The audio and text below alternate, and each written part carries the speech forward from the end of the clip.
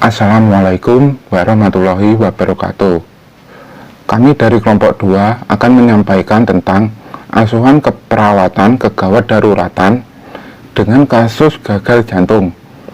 Anggota kelompok kami Desi Nuraini, Dimas Ilham, Anang Aziz, Suci Cahyaning Tias, Yuditya Martasari.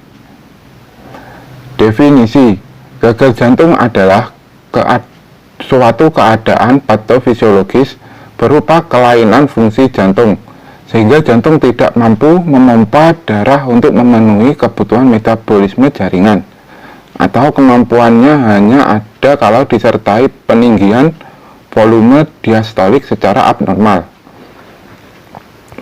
Ada beberapa istilah gagal jantung. Gagal jantung kiri. Kongesti paru menonjol pada gagal ventrikel kiri, karena ventrikel kiri tidak mampu memompa darah datang dari paru. Gagal jantung kanan. Bila ventrikel kanan gagal, yang menonjol adalah kongesti viscera dan jaringan perifer.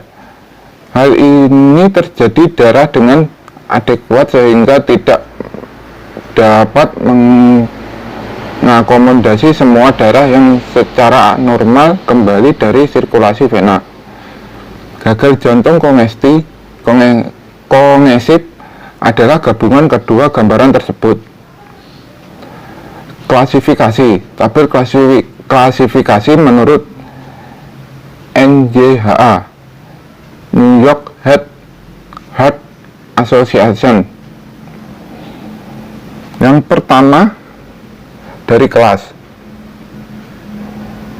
1, definisi klien dengan kelainan gagal jantung tetapi tanpa pembatasan aktivitas fisik. Istilah disfungsi vertikal kiri yang asimptomatik. Kelas kedua, klien dengan kelainan gagal jantung yang menyebabkan sedikit pembatasan aktivitas fisik. Gagal jantung ringan. Istilah gagal jantung ringan. Terus yang ketiga, klien dengan kelainan gagal jantung yang menyebabkan banyak pembatasan aktivitas fisik. Istilah gagal jantung sedang. Yang kelas keempat, klien dengan kelainan gagal jantung yang segala bentuk aktivitas fisik yang akan menyebabkan keluhan. Istilah gagal jantung berat.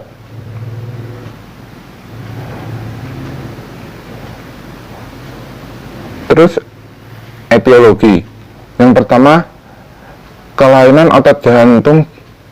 Gagal jantung sering terjadi pada penderita kelainan otot jantung disebabkan menurunnya kontraktilitas jantung. Yang kedua, aterosklerosis koroner mengakibatkan disfungsi miokardium karena terganggunya aliran darah ke otot jantung. Yang ketiga, hipertensi sistematik atau pulmonal. Terus yang keempat, peradangan dan penyakit miokardium degeneratif. Yang kelima, faktor sistemik. Terdapat sejumlah besar faktor yang berperan dalam perkembangan dan beratnya gagal jantung. Meningkatnya laju metabolisme, misalnya demam, tirotoksikosis, hipoksia, dan anemi, juga dapat menurunkan suplai oksigen ke jantung. Terus yang selanjutnya, manifestasi klinis. Yang pertama, gagal jantung kanan.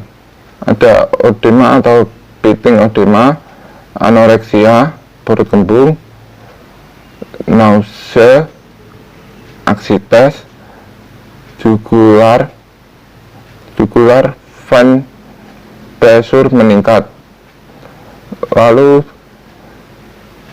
pulsasi vena jugularis, hepatomegali, lemas, hipertrofik jantung kanan, irama derap, glow ventricle kanan, irama derap, gelap atrium kanan terus murmur.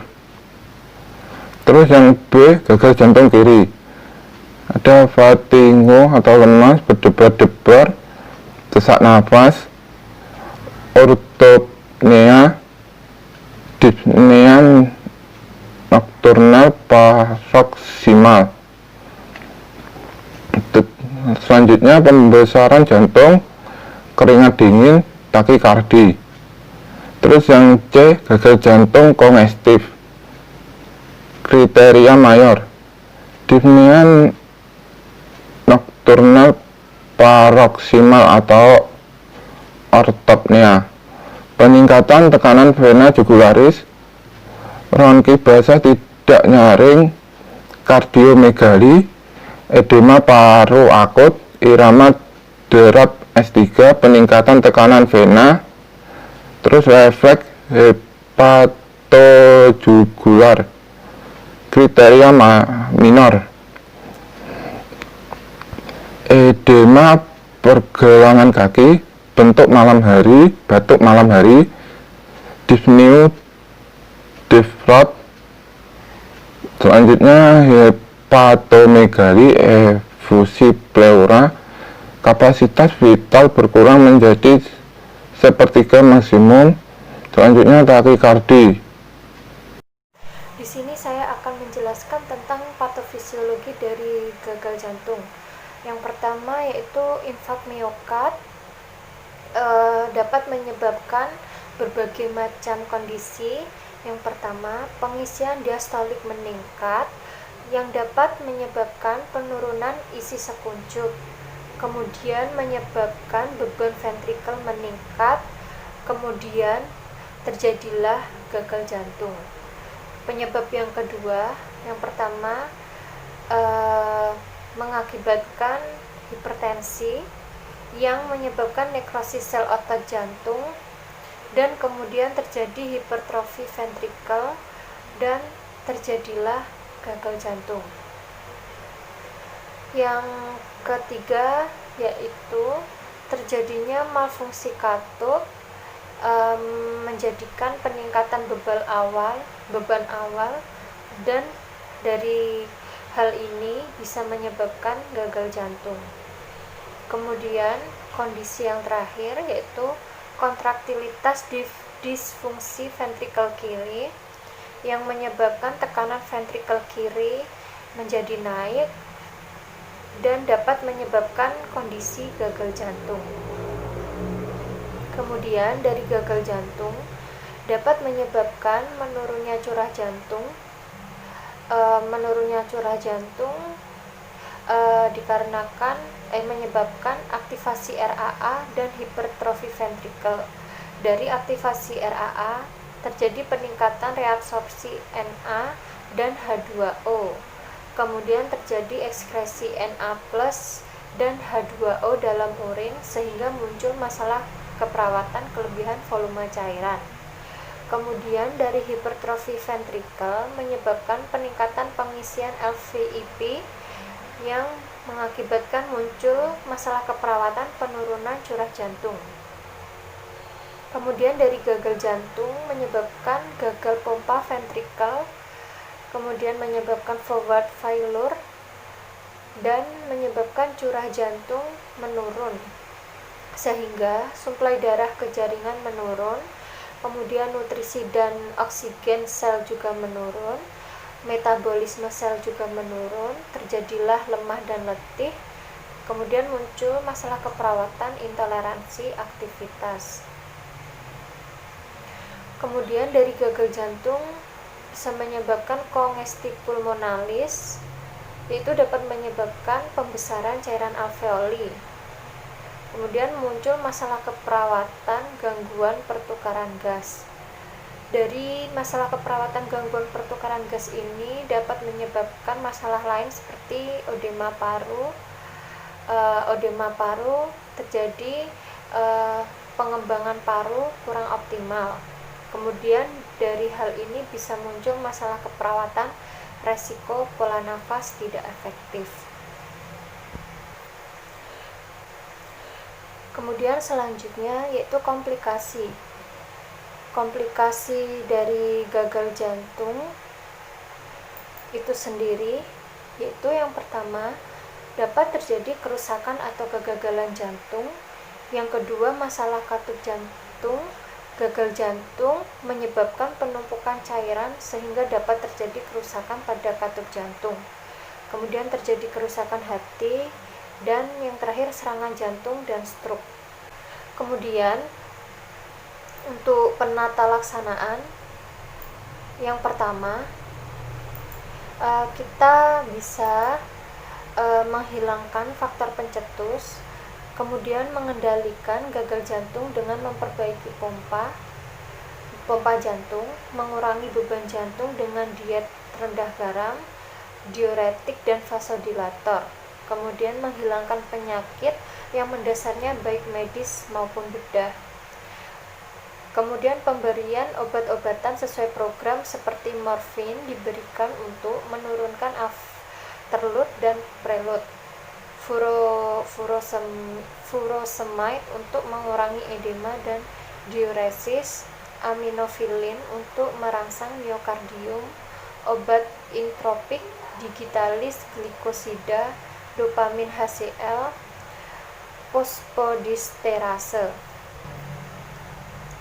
fosfodiesterase inhibitor meningkatkan kontraktilitas miokardium. ACE inhibitor menurunkan afterload dan meningkatkan kapasitas fisik. Nitrogliserin untuk menurunkan hipertensi vena paru. Kemudian untuk pemeriksaan penunjang, yang pertama ada pemeriksaan fototorak untuk mengidentifikasi kardiomegali, infiltrat prekordial kedua paru, dan effuse pleura. Kemudian yang kedua ECG untuk mengidentifikasi penyakit yang mendasari seperti infak miokard atau aritmia. Kemudian yang ketiga, pemeriksaan lain seperti HB, leukosit, ekokardiografi, angiografi, fungsi ginjal dan fungsi tiroid dilakukan atas indikasi. Kemudian kasusnya, pertama, pasien bernama Nyonya G dengan umur 75 tahun, jenis kelamin adalah perempuan, dengan nomor RM 134300193. Pasien tinggal di alamat Gendrungan Demangan, Sambi, Boyolali. Pendidikan terakhir pasien yaitu SMP dan bekerja sebagai petani. Kemudian pasien masuk RSUD Pandan Arang pada tanggal 19 Mei 2020 pada pukul 11.20 waktu Indonesia Barat dengan keluhan sesak nafas, dada sering berdebar-debar, kepala pusing, dan cepat lelah ketika beraktivitas, serta pada bagian kaki sebelah kanan mengalami pembengkakan. Kemudian untuk pengkajian, yang pertama biodata identitas klien. Namanya sudah disebutkan tadi, Nyonya G, umur 75 tahun, jenis kelamin perempuan, alamat Gendrungan Demangan, Sambi Boyolali, agama Islam, pendidikan terakhir SMP, pekerjaan petani, status menikah, suku atau bangsa Jawa Indonesia, tanggal masuk rumah sakit 19 Mei 2020, diagnosa medisnya gagal jantung, nomor RM 911817. Kemudian identitas penanggung jawab, nama Nyonya T, umur 36 tahun, jenis kelamin perempuan, alamat Gendrungan Demangan, Sambi Boyolali, agama Islam, pendidikan terakhir S1 akuntansi, pekerjaan sebagai wira swasta, kemudian hubungan dengan klien sebagai anak. Baik, di sini saya akan melanjutkan dari slide selanjutnya, yaitu riwayat kesehatan klien. Yang pertama, riwayat keluhan utama yaitu sesak nafas. Kemudian yang kedua yaitu riwayat kesehatan sekarang. Nyonya G dengan umur 75 tahun datang ke IGD Rumah Sakit Umum Daerah Padang Arang dengan keluhan sesak nafas, dada berdebar-debar, kepala pusing, cepat lelah dan lesu ketika sedang melakukan aktivitas. Kemudian terdapat odem pada kaki sebelah kanan. Kemudian yang ketiga, riwayat kesehatan dahulu, yaitu klien pernah dirawat dengan keluhan yang sama dan diagnosa yang sama. Kemudian yang keempat, riwayat keluarga. Keluarga mengatakan dalam keluarga tidak ada yang mempunyai penyakit yang sama yang diderita pada klien. Kemudian keluarga juga mengatakan tidak mempunyai penyakit atau keturunan atau penyakit yang menular. Kemudian selanjutnya yaitu pemeriksaan fisik klien. Yang pertama, keadaan umum klien. Keadaan umum klien tampak lemas dan gelisah. Kemudian tingkat kesadaran komposmetis, GCS 456. Kemudian pemeriksaan tanda-tanda vital. Tekanan darah 160/100, kemudian nadi 150 kali per menit, kemudian suhu 36 derajat Celcius, kemudian warna kulit pucat, kemudian konjungtiva tidak anemis. Pemeriksaan kepala yaitu tidak ada lensi atau odem di bagian kepala, kemudian rambut bersih. Setelah itu pemeriksaan bagian mata, konjungtiva anemis, bentuk simetris, kemudian ikterik normal. Kemudian pemeriksaan hidung. Pemeriksaan hidung kita lihat bentuk hidung simetris, kemudian tidak ada polip, kemudian bentuk hidung normal, tidak ada kotoran di dalam hidung, kemudian tidak terdapat cuping hidung. Kemudian pemeriksaan telinga, bentuk sejajar, kemudian tidak ada serumer. Kemudian pemeriksaan mulut, pemeriksaan bagian mulut, mulut tanpa kotor, tidak ada karises pada gigi, dan tidak ada CVP. Kemudian pemeriksaan dada, bentuk dada simetris, kemudian tidak ada odema dan lesi. Baik, selanjutnya yaitu pemeriksaan bagian paru-paru. Bagian paru-paru kita lihat tidak ada lesi, kemudian menggunakan otot bantu pernafasan. PE terdengar suara sonor, kemudian PA tidak ada odema pada paru dan terdengar vokal vomitus. Kemudian AU terdengar suara nafas tambahan yaitu ronki. Kemudian setelah itu pemeriksaan jantung. Pemeriksaan jantung yaitu terdapat itus cordis pada interkosta kedua sampai keempat. Kemudian AU terdengar S1 dan S2 irreguler. Kemudian PE bunyi redup, kemudian PA tidak ada nyeri tekan di bagian jantung, kemudian tidak ada pembesaran di bagian jantung. Kemudian setelah itu pemeriksaan abdomen.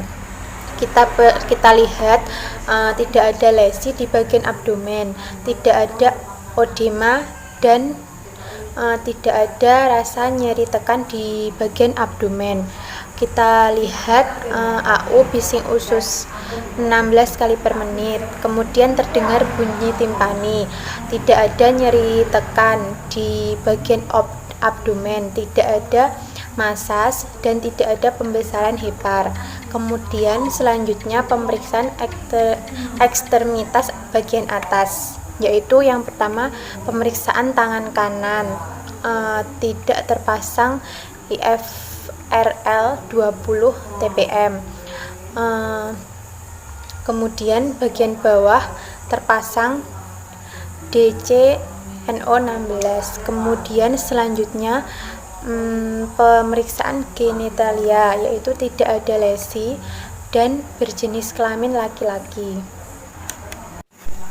Baik, selanjutnya yaitu pola fungsional. Yang pertama yaitu pola oksigenasi. Sebelum sakit, klien bernafas dengan normal, frekuensinya 22 kali per menit tanpa alat bantu pernafasan serta tidak ada rasa sesak nafas. Kemudian setelah itu saat dikaji, klien Frekuensinya yaitu 28 kali per menit dengan menggunakan alat bantu pernafasan dengan menggunakan binasal manual 5 liter. Kemudian pola nutrisi sebelum sakit yaitu klien mengatakan makan 3 kali sehari dengan komposisi nasi, sayur, dan lauk. Kemudian pasien minum 6-7 gelas per hari dengan jenis air putih. Kemudian kadang juga minum teh, kopi, ataupun susu. Kemudian setelah itu saat dikaji, klien mengatakan makan 3 kali sehari dengan menu yang diberikan dari rumah sakit, tetapi klien hanya menghabiskan 1/4 porsi dari rumah sakit tersebut dan minum cuma 3-4 gelas perharinya. Baik, selanjutnya saya akan menjelaskan tentang pola eliminasi. Sebelum sakit, klien mengatakan BAB 1 kali sehari dengan konsistensi berbentuk lunak, berwarna kuning, BAK 4-5 per hari berwarna kuning dan jernih. Kemudian saat dikaji, klien belum BAB sejak 2 hari yang lalu. Terpasang DC dengan volume urin 30 cc per jam berwarna kuning dan bau amonik. Kemudian selanjutnya pola aktivitas klien.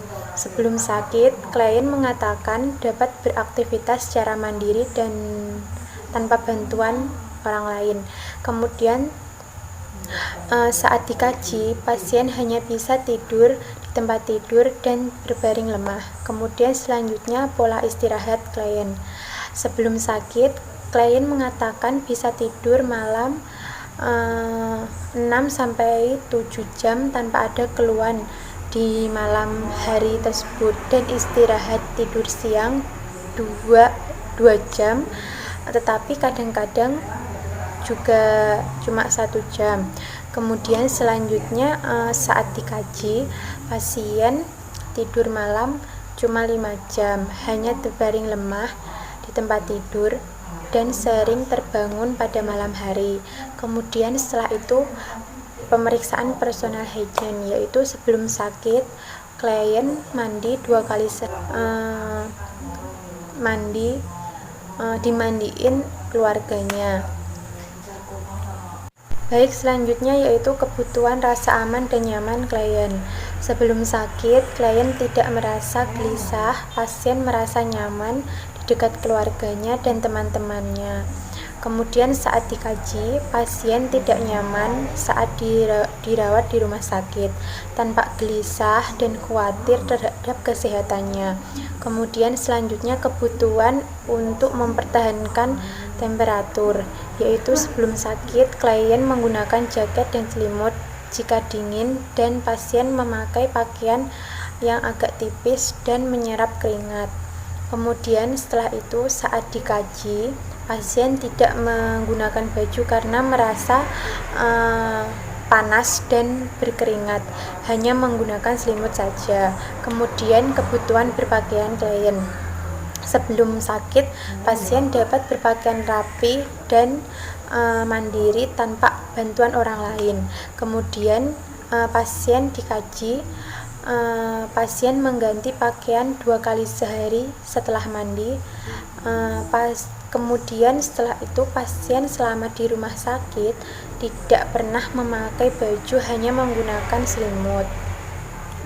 Baik, selanjutnya yaitu kebutuhan berkomunikasi klien pas sebelum sakit, yaitu pasien dapat berkomunikasi dengan lancar menggunakan bahasa Jawa atau bahasa Indonesia. Kemudian saat dikaji, pasien berbicara seperlunya saja. Kemudian selanjutnya kebutuhan bekerja. Sebelum sakit, klien dapat melakukan aktivitas atau kegiatan rutin seperti biasanya. Kemudian saat dikaji, pasien tidak dapat bekerja dan tidak dapat melakukan kegiatan. Kemudian kebutuhan rekreasi. Sebelum sakit, pasien mengatakan tidak mempunyai kebiasaan rutin untuk berrekreasi atau menghibur diri. Kemudian setelah itu pasien hanya berkunjung ke rumah saudara-saudaranya terdekat. Kemudian saat dikaji, pasien tidak dapat melihat keluar. Kemudian kebutuhan belajar. Sebelum sakit, pasien mengatakan mendapat informasi dari TV atau radio. Saat dikaji, pasien belum tahu banyak tentang penyakit yang dideritanya. Kemudian untuk pola spiritual, sebelum sakit, pasien menjalankan sholat 5 waktu dan menjalankan ibadah sesuai ajaran yang dianutnya. Saat dikaji, pasien belum bisa menjalankan ibadah dengan kondisinya sekarang ini, dan keluarga Nyonya G hanya bisa berdoa untuk kesembuhan Tuan S. Untuk pemeriksaan penunjang, yang pertama adalah pemeriksaan laboratorium. Untuk laboratorium, terdiri dari leukosit, hasilnya 12.930, dan eritrosit 4,7, untuk hemoglobin 14,8, hematokrit 4,5, MCV-nya 94,3, trombosit 24.300, MCH 31,4, RDW 13,3, kemudian MCHC 33,3. Kemudian untuk pemeriksaan EKG, hasil EKG didapatkan irama irregular, HR 150 kali per menit. Atrial fibrillation with rapid ventricular response left axis deviation, septal infarct, abnormal EKG. Kemudian terapinya infus RL 20 TPM, oksigenasi 2-5 liter.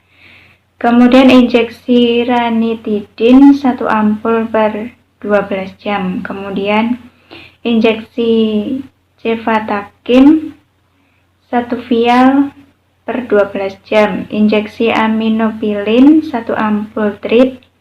Injeksi furosemid 1 ampul per 24 jam. Kemudian intravena ISDN 2,5 mg.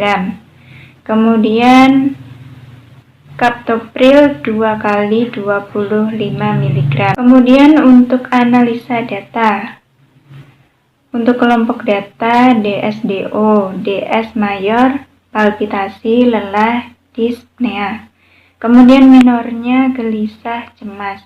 Untuk DO-nya mayor, takikardi, edema, tekanan darah meningkat, warna kulit pucat. Kemudian penyebabnya adalah perubahan irama jantung, perubahan preload, dan perubahan afterload. Kemudian untuk masalah keperawatannya adalah penurunan curah jantung. Kemudian yang kedua adalah DS mayor dyspnea, kemudian DO mayor edema perifer. Yang kedua adalah berat badan meningkat dalam waktu singkat. Untuk minornya terdengar suara nafas tambahan. Kemudian penyebabnya kelebihan asupan cairan, kelebihan asupan natrium. Masalah keperawatannya adalah hipervolemia. Kemudian yang ketiga adalah DS mayor mengeluh lelah. Kemudian DS minor dyspnea setelah aktivitas, kemudian merasa lelah. Untuk DO mayor frekuensi jantung meningkat lebih 20% dari kondisi istirahat. Kemudian untuk penyebabnya, 1. Ketidakseimbangan antara suplai dan kebutuhan oksigen. Kemudian yang kedua adalah tirah baring. Yang ketiga adalah kelemahan. Untuk masalah keperawatannya adalah intoleransi aktivitas. Untuk diagnosa keperawatan, penurunan curah jantung DS mayor, palpitasi, lelah, kemudian dyspnea. Untuk minornya gelisah dan cemas. Untuk DO mayor, takikardi, edema, tekanan darah meningkat, warna kulit pucat.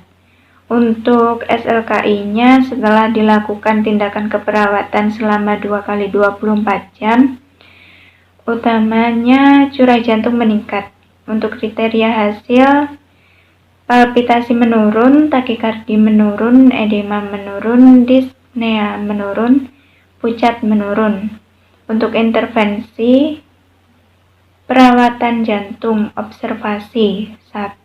Identifikasi tanda atau gejala primer, penurunan curah jantung.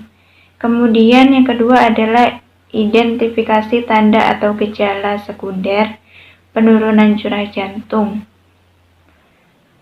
Kemudian yang ketiga adalah monitor tekanan darah, termasuk tekanan darah ortostastik jika perlu. Kemudian yang keempat adalah monitor intake dan output cairan.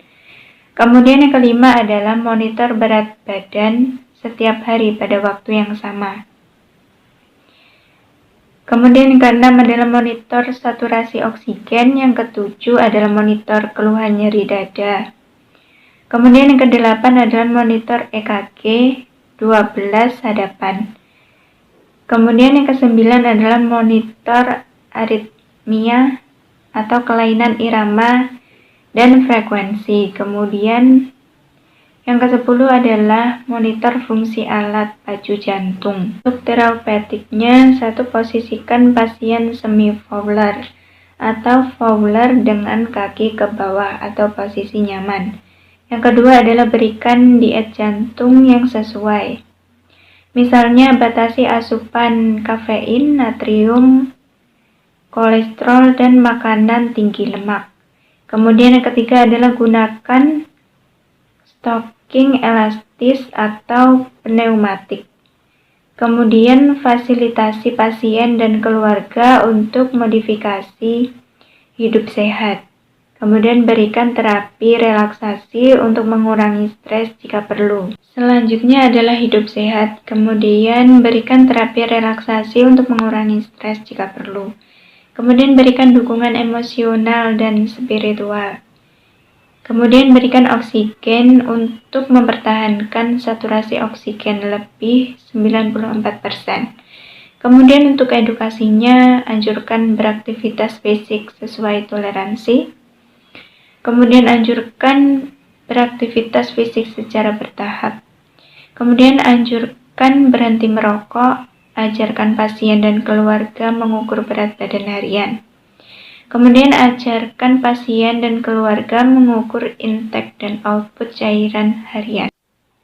Kemudian yang kedua adalah hipervolemia, untuk DS mayor, dyspnea.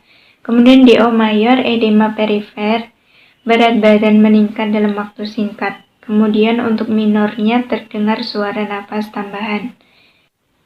Kemudian untuk keluarannya atau SLKI-nya setelah dilakukan tindakan keperawatan selama 2x24 jam, utamanya keseimbangan meningkat. Kriteria hasilnya 1. Edema menurun, 2. Berat badan membaik. Untuk intervensinya, manajemen hipervolemia. Observasi 1. Periksa tanda dan gejala hipervolemia. Kemudian identifikasi penyebab hipervolemia. 3. Monitor status hemodinamik. Misalnya frekuensi jantung, tekanan darah. Kemudian monitor intake dan output cairan. Kemudian monitor tanda hemokonsentrasi.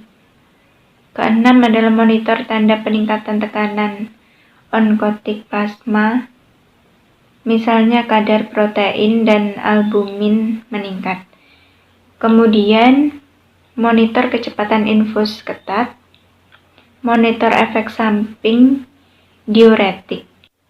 Kemudian untuk terapeutiknya, 1. Timbang berat badan setiap hari pada waktu yang sama. Kemudian batasi asupan cairan dan garam. Kemudian tinggikan kepala tempat tidur 30-40 derajat. Untuk edukasinya, yang pertama adalah anjurkan melapor jika urin kurang 0,5 ml per jam dalam 6 jam. Kemudian yang kedua adalah anjurkan melapor jika berat badan bertambah lebih 1 kilo dalam sehari. Kemudian ajarkan cara mengukur dan mencatat asupan dan keluaran cairan. Saya akan melanjutkan untuk presentasi. Kemudian kolaborasinya di sini, kolaborasi yang pertama yaitu pemberian diuretik, kemudian penggantian kehilangan kalium akibat diuretik, kemudian pemberian continue renal replacement terapi atau CRRT jika perlu. Yang selanjutnya diagnosa yang ketiga. Untuk diagnosa yang ketiga ini yaitu intoleransi aktivitas. Di sini untuk DS-nya untuk yang mayor yang pertama mengeluh lelah, kemudian untuk minornya di sini dyspnea setelah diaktivitas kemudian merasa lelah. Kemudian untuk DO-nya untuk yang mayor satu frekuensi jantung meningkat lebih dari 20% dari kondisi istirahat, untuk minornya tidak ada. Kemudian SLKI-nya setelah dilakukan tindakan keperawatan selama 2 kali 24 jam, tujuan utamanya toleransi aktivitas meningkat. Kemudian kriteria hasilnya di sini yang pertama keluhan, lelah menurun, dyspnea setelah aktivitas menurun, perasaan lemah menurun, aritmia saat aktivitas menurun. Kemudian di sini untuk intervensinya manajemen energi yaitu meliputi observasi. Yang pertama, identifikasi gangguan fungsi tubuh yang mengakibatkan kelelahan. Kemudian monitor kelelahan fisik dan emosional. Kemudian yang ketiga, monitor pola dan jam tidur. Kemudian yang keempat, monitor lokasi dan ketidaknyamanan selama melakukan aktivitas. Untuk yang terapeutiknya, sediakan lingkungan nyaman dan rendah stimulus. Misalnya ini untuk cahaya, suara, dan kunjungan. Kemudian lakukan latihan rentang gerak pasif dan atau pasif. Kemudian berikan aktivitas distraksi yang menenangkan. Kemudian fasilitasi duduk di sisi tempat tidur jika tidak dapat berpindah atau berjalan.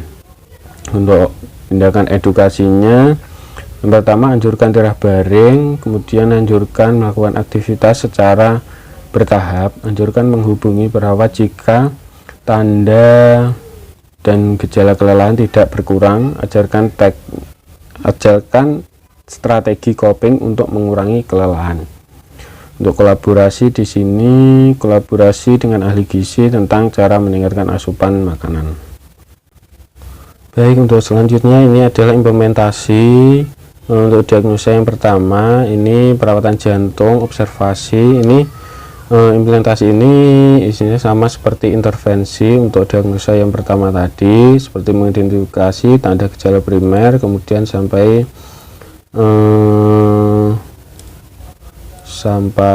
memonitoring fungsi alat pacu, kemudian dilanjut untuk yang bagian terapeutiknya. Terapeutik di sini juga sama, memposisikan pasien semipolar tadi sampai dengan memberikan oksigen untuk mempertahankan saturasi oksigen lebih dari 94%. Jadi sama seperti intervensi yang sudah saya jelaskan tadi untuk diagnosa yang pertama. Kemudian dilanjut edukasinya juga sama, kolaborasi juga sama seperti yang tadi. Kemudian di sini untuk swabnya atau evaluasinya, di sini untuk S-nya pasien mengatakan sesak nafas, rasa berdebar-debar di dada sudah berkurang tetapi masih merasakan lelah setelah berjalan dari kamar mandi. Untuk O-nya, tangan kanan terpasang infus RL 20 TPM tetes per menit, kemudian kaki bawah terpasang DC nomor 16, kemudian terpasang oksigen 5 liter per menit.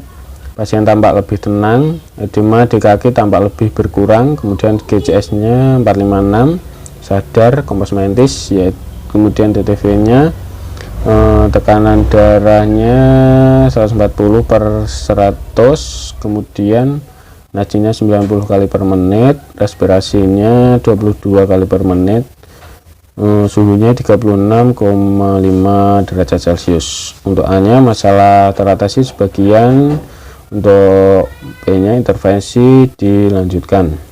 Kemudian yang selanjutnya untuk diagnosa yang kedua, ini untuk implementasinya sama ya seperti intervensi yang diagnosa nomor 2 tadi. Manajemen hipervolemi, yaitu observasi yang pertama memeriksa tanda dan gejala hipervolemik sampai dengan